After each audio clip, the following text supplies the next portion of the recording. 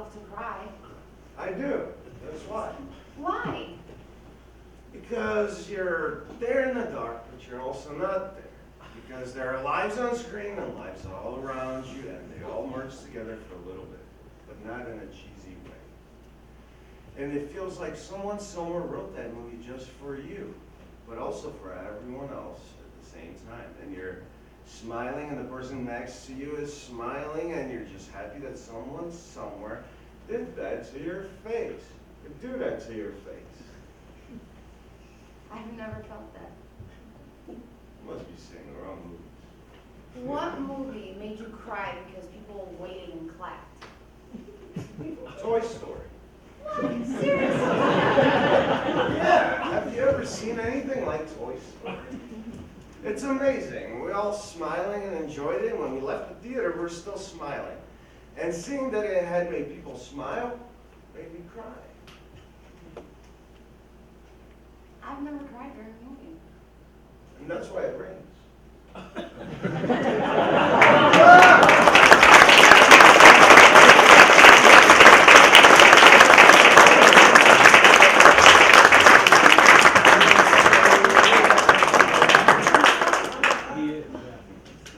Me again. Light. Oh, thank you. I need my light. Okay. Wasn't that fun? Yes. Yes. I'm not going to say anything. Right. Okay then. Where are you? There you. Oh, how do you? I know you are. I saw you earlier. Aren't you lovely? That was wonderful. That was hilariously funny. I thought it was really good. I don't know if it's supposed to be funny, but it was. Thank you. Do you have anything to say on the way it was performed, the way it was done? Well, actually, I was laughing because this is part of a larger piece, and in my larger piece, they're cousins. Oh. So it's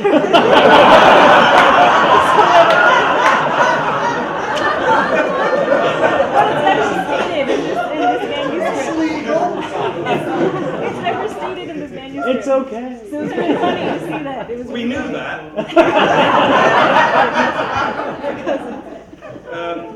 But it's in the South of America, so it didn't matter. No, no. Sorry.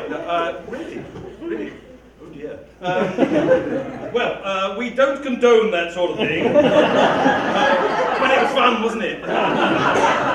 However, having said that, are you changing the fact they're cousins, or are you? Third cousins. I don't know. Maybe it depends. No, bother. I wouldn't. It was actually great as it was. It was very good. And in fact, this was an actor's choice. The staging of it, I basically sort of said, do something with that. And they did. And it was like, then you look at it and you say, that looks good. In fact, the television comes into it and all that sort of stuff, and it just worked. Strange cousins, that's all I can say. As long as they like each other, I suppose, keep it in the family, all that sort of stuff. However, having said that, anybody under 16 here, do not listen to those words. However, I loved it, I really did, it was great fun. And I noticed the laugh on Toy Story. That's happened every time we've done it, it really is, it's amazing. Right, okay. Anybody want to say anything about it at all? Cousin, you want to talk about the cousins? Yes. No, I didn't want to talk about the cousins. Okay. I find it fascinating how the visions change when you take just little pieces Yes. of a story or a large part of the entire thing, and, Right. and how the visions change from the way it was written to the way it's performed and the choices that all of the creators have made. That is fascinating. Absolutely, that lady is so wonderful. You're lovely. Did I tell you that? Yeah, sure. Anyway, it's absolutely true. Now, let me tell you a little story. We do a yearly one-act festival here, okay? And so we take one acts and we sort of, from new playwrights, and we perform them here over a weekend. Last year we did 23. This year we're doing 8. There's a reason for that. And one of the playwrights, no names, okay, one of the playwrights, nobody in your circle, I can tell you that. One of the playwrights, after we'd done the show, came up to me and said, "You totally missed the point of that, completely." Don't normally, sorry. Oops, sorry. What you don't know is that this person had a history, and she went back and she had to find out what was going on back there, and she needed to get over to, and it was, what? Where did it say that in the script? It didn't! And how am I supposed to know that? And that's exactly what happens here. I have no clue that these guys are kissing, apparently cousins. I had no clue. That's not your fault. That's not what that's about. But be aware, you have to get, especially when you're writing for the stage or if you're writing anything like that, you have to give the players and the director enough information to give your vision. Otherwise you'll get mine. And look what I did. Need I say more? Well, up to you really. Okay, enough of that. Let's go on to something that I think is, they did a great job. Thank you so much. We're going to go on to, I think, our last piece, isn't it? Yeah. Has it been that fast? Yeah. Oh, God. Do it all again. Thank you.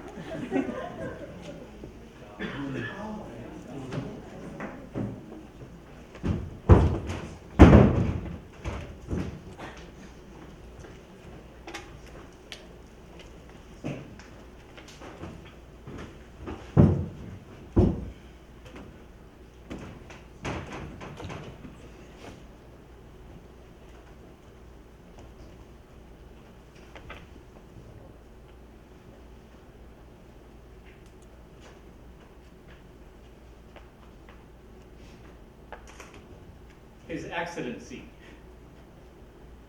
That's what they called me. The name they gave to me behind my back. First to ascend to highest office due to presidential death. Now, the Constitution said that I could assume the duties, yet said nothing as to how that transfer should take place. Some wanted me to be an interim, and some vice president with presidential powers. I fought to have the office, not the duties only. Access to the field, not just a fistful of tobacco leaves.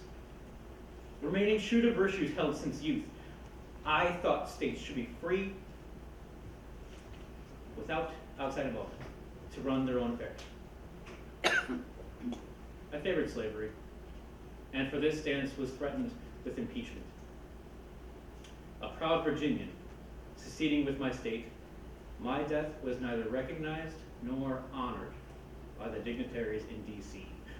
Public be damned. I'm proud of my integrity and my achievements. Senator, governor, vice president, president. Brought Florida and Texas into our republic, though not elected to the office. I was prepared and well equipped. I was no accident.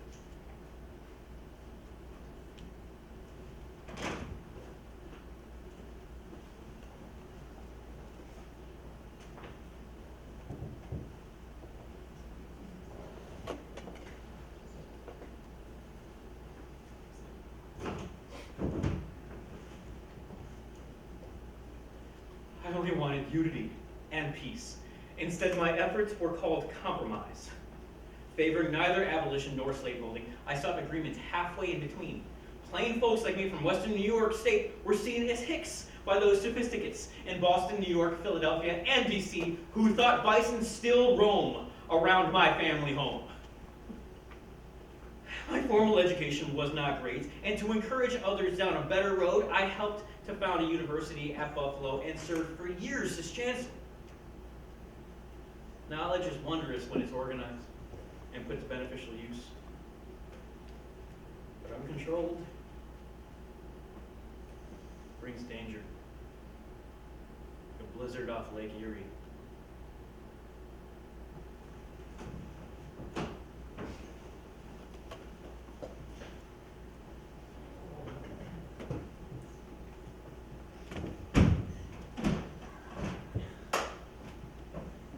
Honest Abe, the savior of the nation, killed by an assassin's bullet. I took his place. We both were raised in poverty. He a country lawyer, I a tailor, and a good one, I might add. Now, I understand the hopelessness of being poor, and when elected senator from Tennessee, I introduced the Homestead Bill, granting needy families 160 acres free. My goal was to restore our unity, welcoming southern states back in, and radical Republicans sought punishment, revenge. And the result, I was the only president to be impeached. And what acquittal in the Senate by one vote. Scorned by multitudes, supported by few, I still held firmly in my principles, complex though they might be. Disease and death besieged our star-crossed family. Wife Eliza spent her White House years bedridden. Son Charles died 1863, a surgeon in the Union Army. Son Robert died at 35 from drinking. Uncle Andrew Jr. died at 27.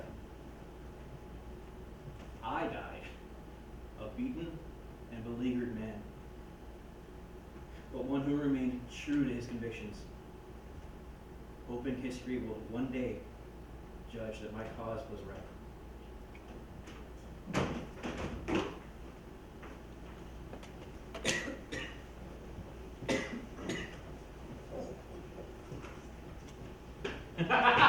I fooled him! Oh, did I ever fool him? I was the gentleman boss and elegant Arthur for my Tiffany taste and my lofty lifestyle. Handsome, they tell me, and widowed. The women of Washington loved me, hoping to marry both money and office. My dear wife, Ellen, passed away before I called the White House home. I mourned her all the years I was in office. I did. A leader in New York City's Republican machine, I valued hard work for the party and loyalty to Boss Conklin. My ship came through the Plum Post, a collector and a custom house, controlling thousands of appointments.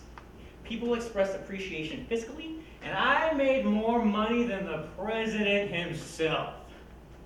President James Garfield served 6 months before an assassin's bullet took his life. Elevated me to office. The nation was afraid. Party leaders on both sides envisioned an emporium of patronage, a cesspool of corruption, but I fooled them. No longer paying heed to Conklin and ignoring patronage practices of my past, I instituted civil service, reformed immigration and the tariff, revitalized the Navy, all this in 4 years less 6 months. The office played its part in making me the man whom I became. Chester Allen Arthur was one man. President of the United States, another.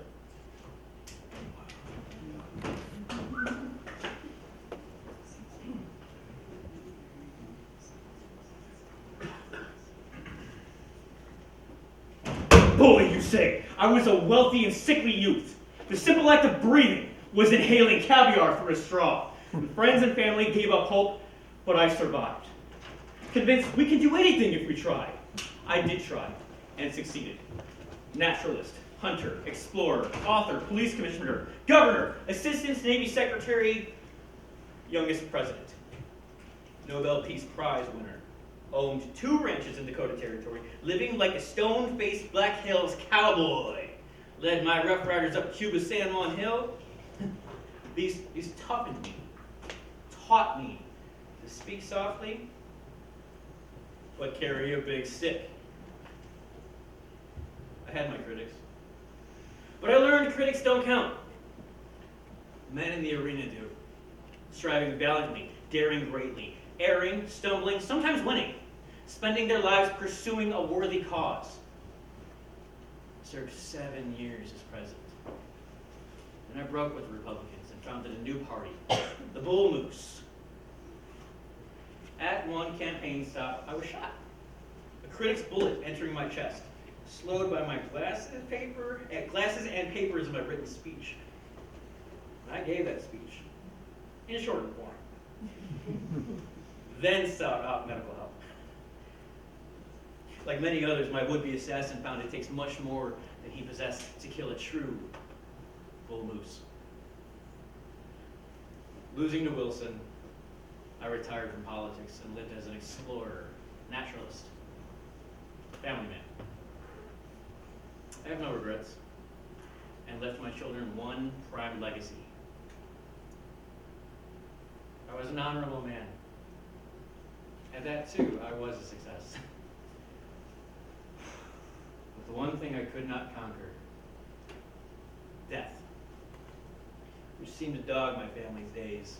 I passed at 60, young, yet living longer than both parents, both wives, and 3 sons.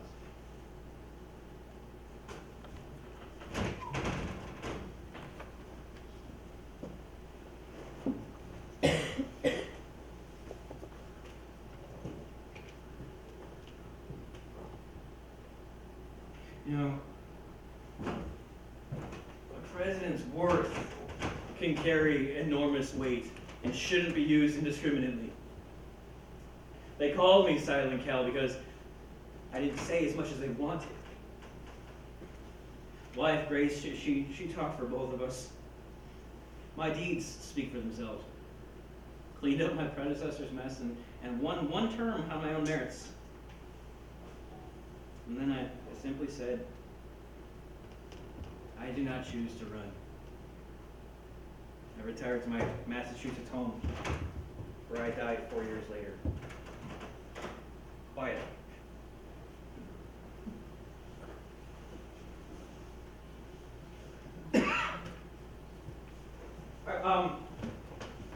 I did not want to be president. Coast into Congress, I would have preferred to return to my beloved Missouri as haberdasher, retiree, amateur piano player. But I was asked to run with Roosevelt for office of vice president. And then his death thrust me into decisions no man should ever have to make. Dropping atomic bombs, nationalizing railroads, a host of other callings, yet I made them. The buck stops at the president's desk. I stood with Stalin, Churchill, as leaders in winning history's most momentous war and altering the shape of Europe, perhaps forever. NATO and the Marshall Plan, that one were mine. I was proud of my record, and stubborn as a Missouri mule. And I ran against long odds for re-election in 1948. Oh, yeah. Party leaders tried to stop me, and independents ran against me. Pollsters wrote me off, and the Chicago Tribune even headlined, Dewey wins. But Harry gave him hell. I won the office on my own. My daughter Margaret had a bear of the White House glare and was unfairly criticized. And dear Bess, she kept me sane and down to earth. Where I now find myself, surrounded by beloved Missouri soil.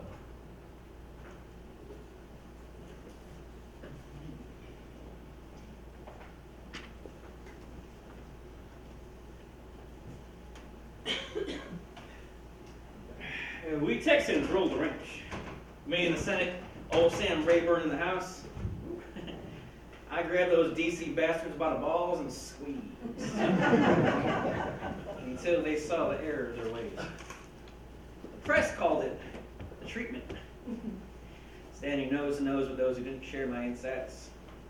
Pointing out my projects were prime cut, and I could carve some choice parts out of their careers. Yeah, they yelped like hound dogs picked up by the ears, but they behaved and joined the roundup. And shots of bourbon helped. As did some pork rustled from the barrel. Yeah, young Jack's daddy bought him the election, and I joined him as vice president. Not that we liked each other, but they needed me to lasso in the Southern vote. Jack, kissed babies, and I passed bills. Education, Medicare, civil rights, space program, Medicare, Great Society, all those are mine. Then, re-elected by the biggest margin in our history, and I'm all remembered for the damn Nam War. I don't want to go there. Thought we shouldn't send our boys to do a job that Asian boys should do. But, like the Alamo, somebody damn well needed to go help. Well, I left the office, tired of rejection, tired of waking up at night worrying about the war, and I told Nixon, being president's like being a jackass caught in a hailstorm. You gotta stand there and take it. I did. And someday, history will show I was right.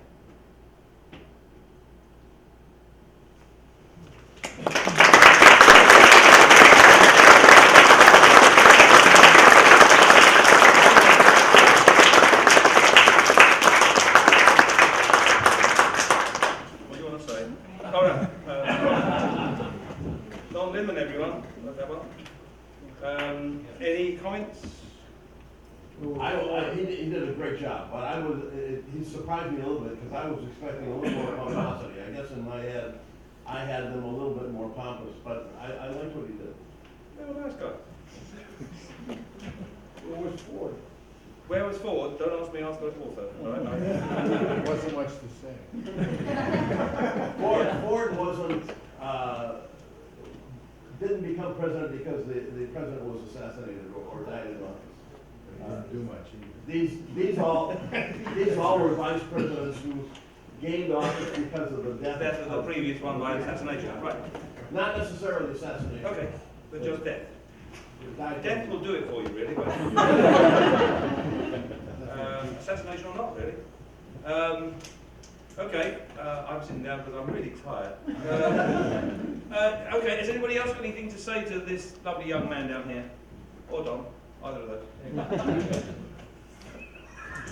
I've known him for longer than I knew him actually, because we go back many years, because he saw me at Wheaton and things like that. That's a few years. We don't talk about it in public. Sorry, dear, we don't talk about it in public. Okay, don't turn the lights down, I don't think, because I'm not quite sure what the lighting structure is, but I'd like my actors to come out now, if they would.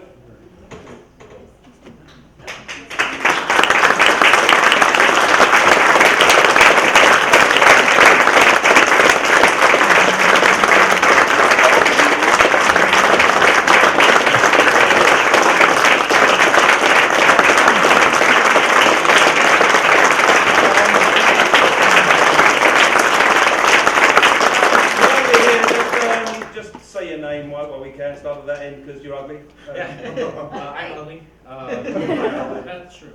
David Rodriguez. I'm Nelson. That's Brian Dowling. Paul Sapinski.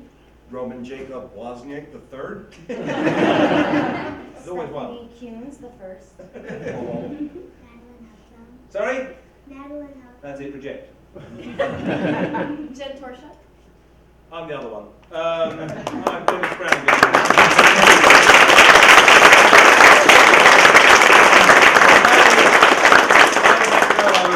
Something we said, Roman arrived, so Riley went. I don't know why that was.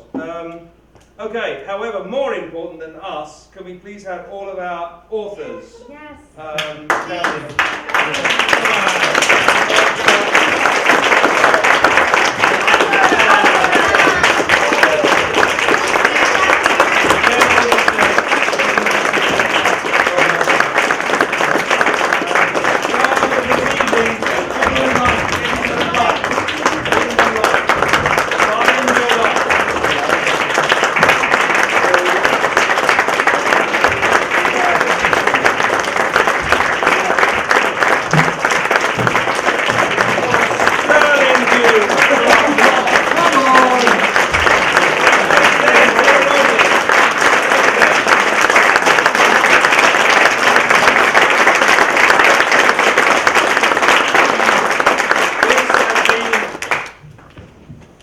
This has been great fun.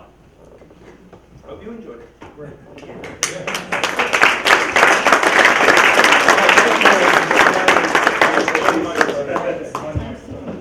You can get people happy. Thank you, guys. Thank you. Oh, go home. Don't sit there.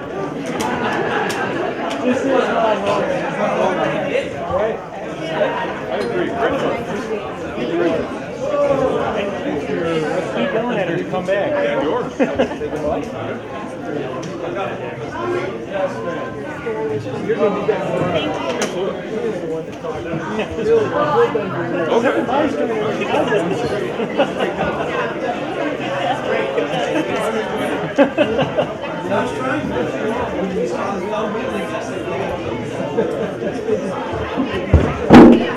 Yeah, I think it was. Now you have to find those anchors, be like so. All right. I'll see you tomorrow night.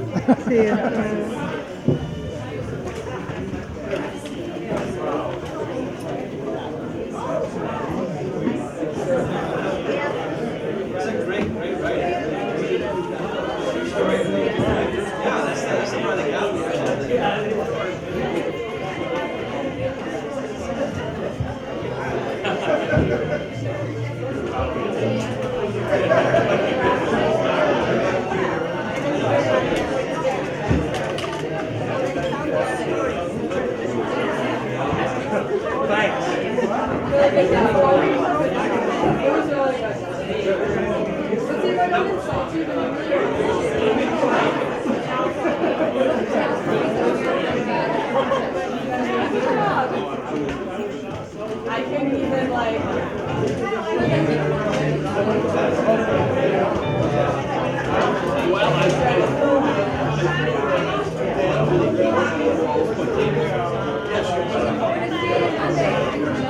What?